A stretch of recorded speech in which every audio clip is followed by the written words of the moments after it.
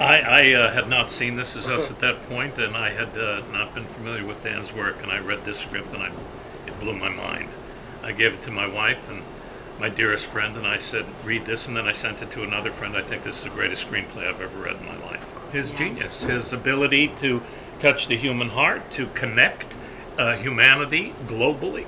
I don't know what more you could ask for at this moment in time. I know a lot of writers who've read the script as it kind of made the rounds. It was on the blacklist. I think it got like #2 on the blacklist. Yeah, I think so. And people who have read it just keep saying that's one of the greatest scripts I've ever read. It was just so perfectly put together in a way that is so complicated, just so hard to do. Typically, things that are so desperate for your emotions and are really begging for you to feel things don't work on me.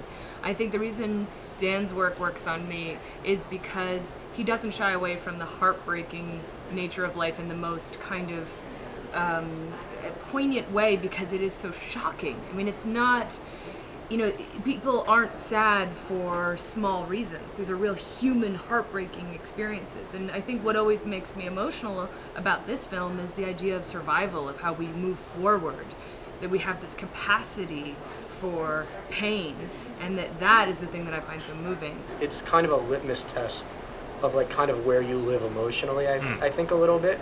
So we kind of, I think, have a similar sensibility, so it speaks to us in that way, which goes beyond like, oh, I liked the screenplay and I liked it, because like a friend of mine said that he was like, he found the movie to be like a litmus test for like a type of person you would probably engage with.